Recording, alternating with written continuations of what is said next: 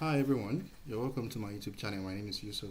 In this video, I'm going to be talking about Midlands Graduate School ESRC DTP scholarship. So this scholarship is in the UK, and there are different versions of this scholarship. So I'm going to be talking about the Midlands specifically. So there is a one for Southwest. The one that I personally want for my PhD is Southwest Doctoral Training Partnership. So it comprises of universities in the southwestern part of the UK, but this particular one is for the universities in the Midlands. So there is also one for universities in the northern part of the UK. I think is White Rose or something. So you might have been seeing different versions of ESRC scholarship, but the application process are kind of pretty similar because reading through these is very similar to SWDTP one that I won, which is Southwest Doctoral Training Partnership.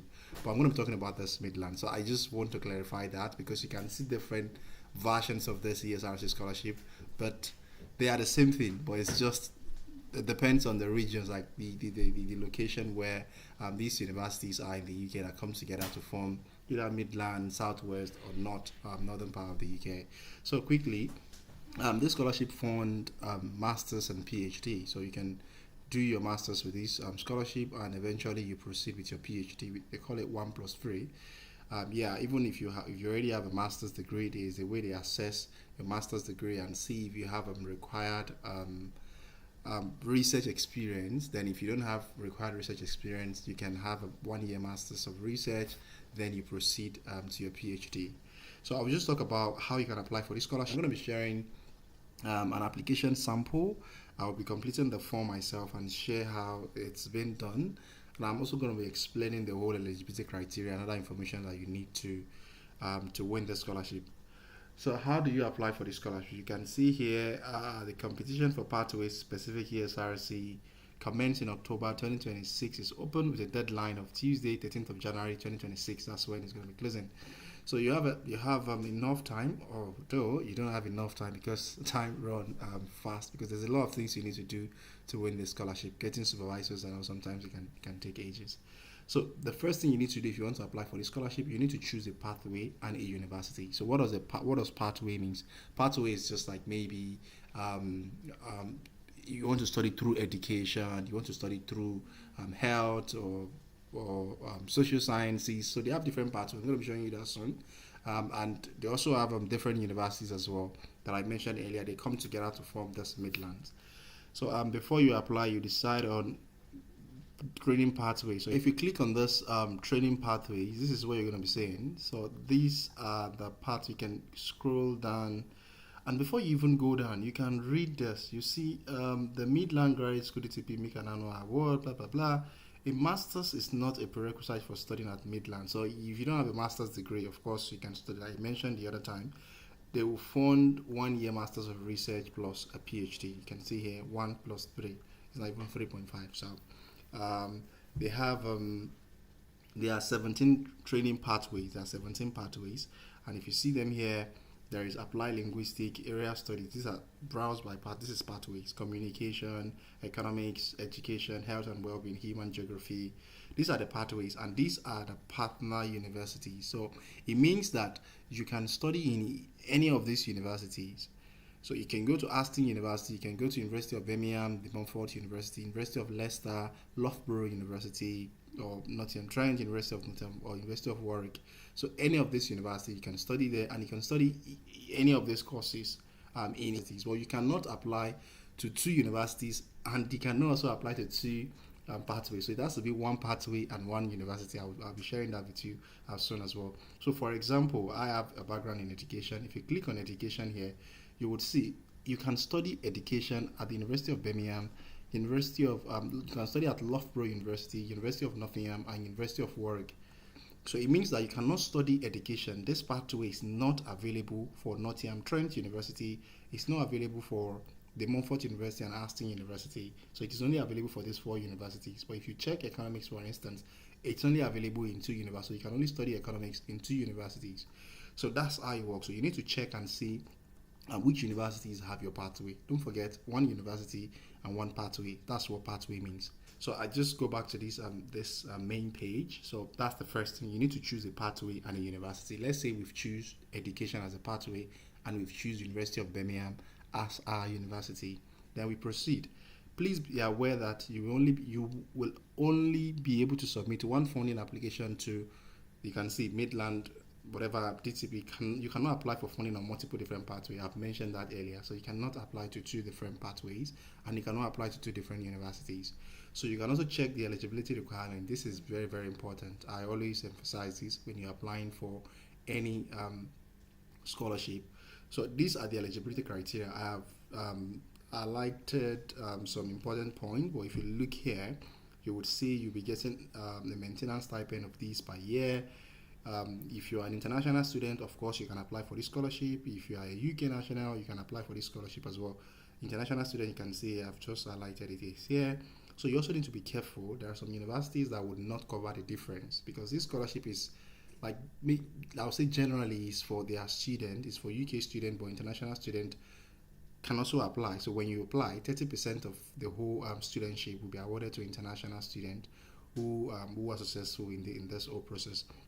So, but you need to be careful, because the money, the tuition fee for the home student is different from the international student. We pay like 3 times of what they pay. So some of the universities here, the partner universities, some of them will help you to cover the difference. So you don't have to pay anything, while some of them will not cover the difference. So you need to be careful. You need to read the universities that are willing to cover and the ones that are not willing to cover. For instance, if you look at University of Birmingham, international student awarded funding through MGS at the University of Birmingham will not be required to cover the difference. So it means if you get the funding through University of Birmingham, you're not paying anything. It's 100% covered. So the residency requirement, you can read all of these things yourself, but things that I think are very important, I've mentioned some of them briefly. If you intend to study part-time, of course, you can study through the scholarship. If you can study directly from your undergrad, you don't have to have a PhD to be able to apply for the scholarship. You only need a very strong proposal, to be able to apply for the scholarship. And you can see 1+3 award if you don't have a master's. So 1 means 1 year master's of research, and 3.5 means your PhD year. So applicant who already commenced their PhD are not. So if you already commenced your PhD, you are not eligible to apply. You can read all of these things yourself. You can see you must have qualification, you must have good and honor, you must, if you already hold a PhD, contact for eligibility. Proposed research must fall within at least 51% of ESRC scientific remit. So there is this ESRC scientific remit. If you click on this link, let me just open it for us. If you see this remit page, these are areas where ESRC, they are interested area, what they want to fund. So the area and development studies, demographic, economics, education, environmental planning, human geography. So these are the things they are interested in, basically. So if you are proposing anything outside of these, they are cliche. They might not fund your research. So please let whatever you're proposing, and there are other themes. You can ransack this page and say, well, make sure anything you're proposing is still within this area of interest. So that's just all about the eligibility criteria. You can read that yourself. I'll just go back to how to apply. So we've read the eligibility requirements. Number 2, what you need to do next. If you are eligible to apply, then you quickly apply for admission to your chosen university. Remember, we've chosen Birmingham University as our preferred university. So if you want to choose Birmingham University, all you need to do is just to click on Birmingham here. Just click on Birmingham and go to Birmingham University. So this is Birmingham University. So on this page is just get you straight to the page where Birmingham University is talking about this particular scholarship. So you can read through this whole thing. University of Birmingham provide information on finding a supervisor. If you click on this link, you need to find a supervisor, because if you want to apply for this scholarship, you need 2 supervisors. But you need one. The other one can help you to secure the other one. That's how to do it. That was what I did during my own. So let's say, for instance, you want to study, we've agreed to study at the University of Birmingham. You need to decide on a proposal. Say, okay, I want to research this. And the example I'm going to be sharing soon is a proposal on teacher education. In fact, I've shared that proposal on my YouTube channel. I'm going to be sharing that soon as well. So I want to research things around teacher education in Nigeria. And I have to go to University of Birmingham, just like this page. I'll click on this, find a supervisor, and it's going to It's going to give me something like this page. It's going to give me something like this page on their website. So here I can see all the lecturers at the University of Birmingham, all their lecture. These are all their lecturers. So you can see this lecturer is researching teacher education, English language. So this is an assistant professor. So if I'm interested in this guy, all I have to do is just to click on this guy's profile and copy this guy's email, and I will just send an email to this guy saying, okay, I want to apply for ESRC scholarship, and this is my proposal. Make sure when you're reaching out to them, attach your proposal, attach your CV. It's very, very important when you're reaching out to your prospective supervisor, because that will help them to see your proposal and help you to refine, because you need to work hand in hand with your prospective supervisor if you want to win this scholarship. Besides, they will also be writing a supporting statement for you to upload when you are applying for this scholarship. So it's very important. So let's just go back. Let's say you've applied for admission to your choosing university. Don't forget, we're using University of Birmingham as an example, and you need to reach out to supervisors. If you need help on how to reach out to supervisor or how to contact them, there is a video on my YouTube channel here. This particular video, I titled it "Cold Email and Search Strategy That Won Me a Scholarship in the USA." So here I shared the email that I sent to professors that won me a scholarship. So you can check this particular video. You would see that cold email. And if you are still wondering, or you don't know how to write a proposal that can win you this kind of scholarship, this particular video that I shared 2 months ago is perfectly fit for the scholarship. This is another proposal that I shared. This one is also very good if you want to have an understanding of the kind of proposal that can win the scholarship. There are other proposals that I've shared on this channel as well. If you check my YouTube channel, you would see those proposals. They're like down. You will see them there. They will help you fine-tune your line of thought. So this is also a sample of a personal statement that won me scholarship. You might want to check it out when you're applying. This will be really helpful for you as well. This is my CV again, and you can also check through this CV and you would see how I structured my CV, and this is also very helpful for you to apply for this scholarship. So without wasting much time, what you need to do when you found a supervisor who have agreed to supervise your research, you've sent them your proposal, you guys are going to be exchanging emails to fine-tune your proposal, adding things together. So you need to complete an application for ESRC studentship, and this can only be done online. You cannot there is a sample of the form that I've downloaded myself to complete to show you, but you're not going to be uploading or sending to anybody. You are going to be filling the application directly online. So, and it's through the unit. Let's say, for instance, remember the other time, University of Birmingham here. Information on completing Midlands Graduate School is here. So if you click here, can be found here. If you click on this, can be found here, the page you are going to see. And here is just providing more guidance on how you can apply for this scholarship at the University of Birmingham. You would see, make sure you have applied for admission to your choosing university before you start. Remember, we're using PhD education as an example with the link that I already showed you. Here, you read the guidance note, the MG funding application form. So this is the form. You must apply using online application form here. You need to click on this link here. Please ensure you read guidance notice. We're going to be reading this soon as well.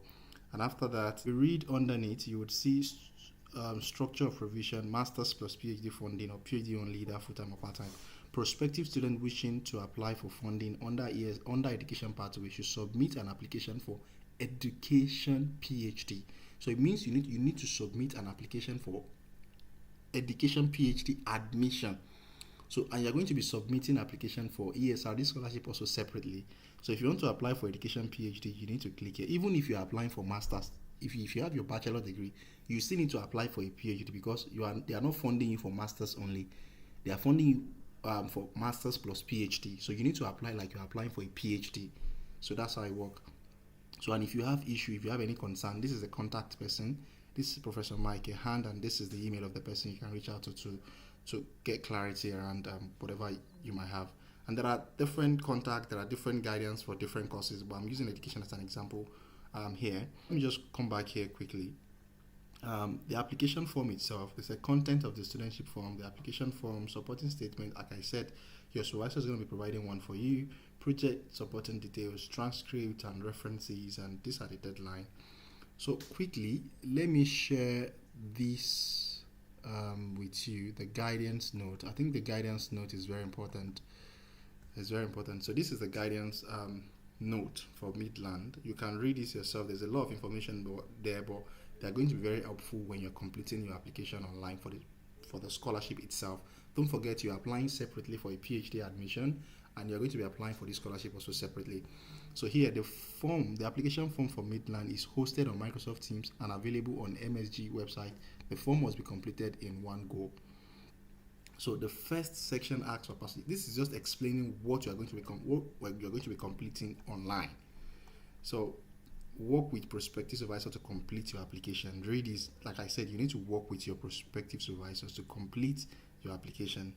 So when considering applying for this, you should be mindful whether your proposed research fall under ESRC scientific remit. We have checked the scientific remit the other time.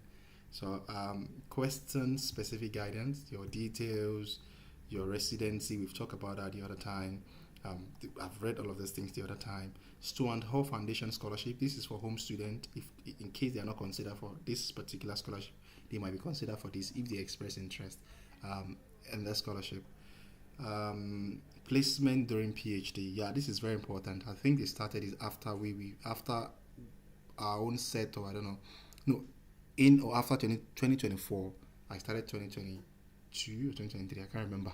So, but all ESRC who begin their studentship after 2024 be expected to undertake a 3-month placement in academia, research, policy, business, third sector economy. So, organizations rather. So, all of these things are very important. But don't worry about this. When you start your PhD, ESRC themselves share a lot of placement opportunities that you can get yourself in. And when you start, don't worry, just get the funding. You will get placement opportunities. Is everywhere. You will get. I promise you that. Don't worry about that now. The university pathway, I've talked about that. Qualifications, we've talked about that. Prior training, research method. You can read all of these things. So I'm going to be sharing you in the form sample that I have. Guidance on which scheme to apply for these. So this scheme to apply for, these are guidance. Like I said, if you do not have a master's degree and you have only your undergrad or bachelor degree, you can select 1 plus 3.5. Again, you are filling up the form. I'll show you soon. But if you want to go straight to your PhD, you already have a master's, just go straight for your PhD. Just go for only or whatever. But you can read this yourself to know what is good for you based on your own qualifications. So summary of research method training, all of these things are just guidance on how to apply, declaration, supporting statement, and these. But these are just checklists of what you need. So you need to ensure that you have all of these things. But quickly, let's look at the form, the application form. This is the application form that I've completed myself. So this is going to be online. You cannot submit this form. So they said you must apply using online application form. So this is going to be online, not this form. But this form is just what you're going to be seeing online. When you click on that link that I showed you on Birmingham University website. So here, PhD, this, blah, blah, blah, full name, my name, student ID. When you apply for your admission, you're going to be getting this applicant ID when you apply for your admission. You put it here, your email address, mail, your whatever, you enter all of these things. These red ones are just the one for me. This, if you're straight, heterosexual, your D's, blah, blah, blah. You just select all of those things. Your residency, where you reside, your address, years, blah, blah, blah. You feed all of those things. Placement during PhD.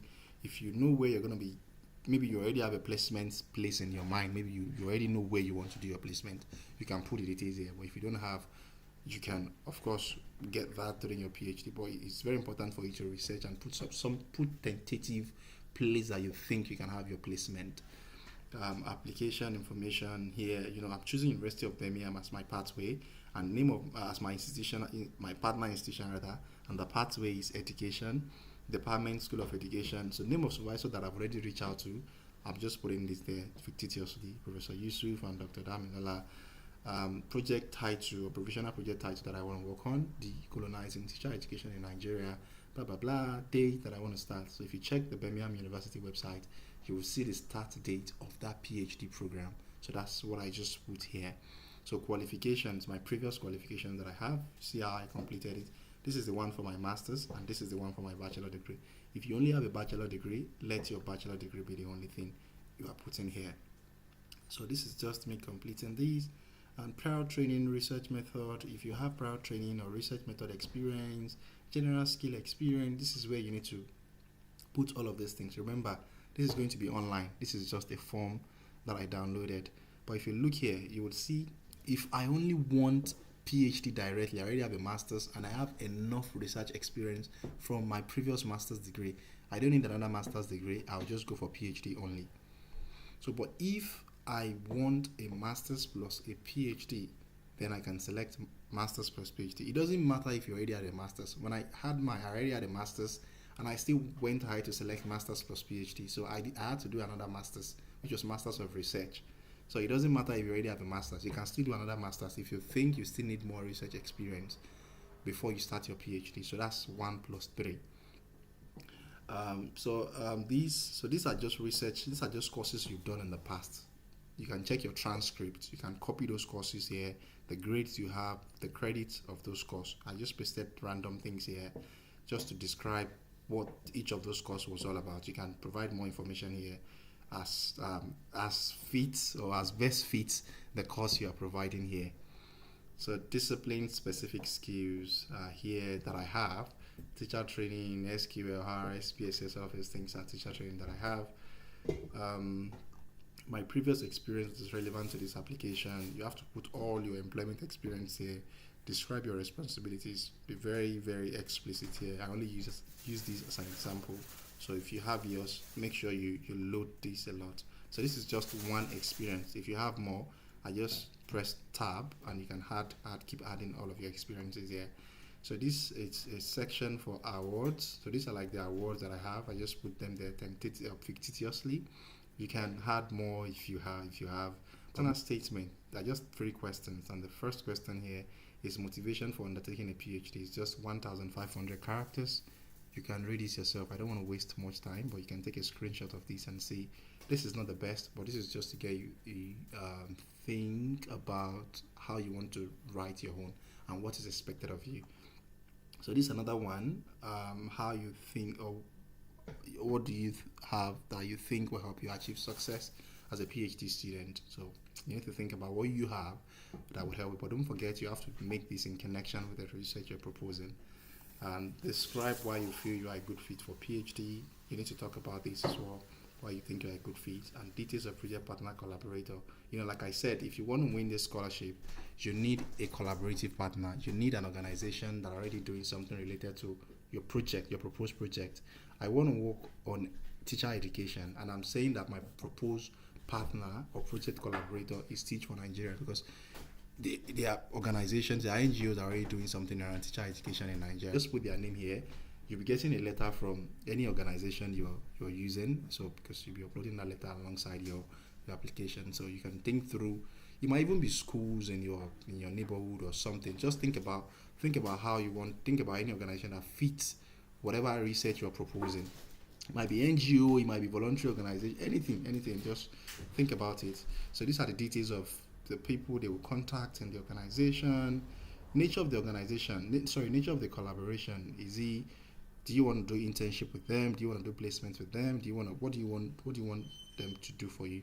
So here I just would access for participant recruitment, co-designing of training, short placement, shared dissemination. So, and here I just provided a lot of information about my prospective partner, project partner, just to let them know how powerful they are, how important they are to my research if I have them as my project partner, and oversee field work. So they ask about a lot of things here, expected duration, the cost, and other things that I need. If I'm going to be collecting oversee field work, of course, because I need data. I need to interview teacher, I need to interview people that I want to use for my research. And I'm schooling in the UK, University of Birmingham is what we've selected. I have to travel to Nigeria to collect this data in person. So I just do a rough sketch budget on what I have to spend if I'm going, and the time and whatever. So this is just a very subjective way of doing that. You can just sit down and have your own budget, but you don't have to follow these things that I have here. So language training, I'm fluent in English and Yoruba, so I don't really need to do any language training. I just have to put that here. But if in case, I can budget for translation and interpretation of the training work if necessary. So ethics and intellectual property issues. if there is any, let them have it here. I just put this random thing, the ethical issues that I think might be something I need to address when I'm doing this research, because it has to do with human participation. So references, you have to put 2 referees. I think you need 2 referees. This is one. You can add the other referee as the second referee here and their details. But don't forget, all of these things are formed online. I just downloaded it for you to have a look. So, and here, declaration, you need to upload. Don't forget, you need to upload your proposal. You need to upload your transcript. You need to upload a lot of things. If you check the checklist, let's go back to the checklist. List here, you said apply for a place to study at your choosing university. You need to apply. Let's say, for instance, Education MA. Complete all the sections of the Midlands to the application form as fully as possible. That's the form that I just shared now. Upload your project details. So project details is like your project proposal. You need to upload that. Don't forget your project proposal. So upload the completed supporting statement from your prospective lead supervisor. Upload transcript of your previous qualification and contacted referees to ensure they have information they required, including the deadline. So that's all. So if you need more information about these project details, in question 6, upload under question 13. This is University of Birmingham supporting document that you need. So this is the guidance for your project. So you need to download this document. So this document is going to help you. This is where you're going to be pasting your research proposal. Here as well, you need to download this Word document and give it to your prospective supervisor that you found. They're going to be completing what you download here, and you're going to be uploading that together with the application form as well. You're going to be uploading your transcript and your certificates, referees as well, and that's all. So, but here you say applicants to Loughborough University only should note that they must upload 2 referees as part of their PhD application. So ensure that it is time to verify your reference. You must do this by Monday, 1st of December 2025. So if you're applying through Loughborough University, you need to take note of this. So your reference must be verified by funding application deadline if you're not eligible, whatever. So make sure you start your application on time. And I think the referees you are providing while you're applying for your PhD admission is sufficient for this scholarship. You don't have to provide another referee when you're applying for the scholarship. The one you provided when you're applying for the scholarship, when you're applying for your admission, is sufficient for this scholarship as well. I think that's all. You can. This is just. I've said a lot of things, but that's just the best guidance that I can give if you're applying for this scholarship. I hope this helps. If you have any other concern, please drop them under this video. I'll try my best to answer them. Don't forget to like, share, and subscribe so that you can get notified when I share useful content like this. Bye.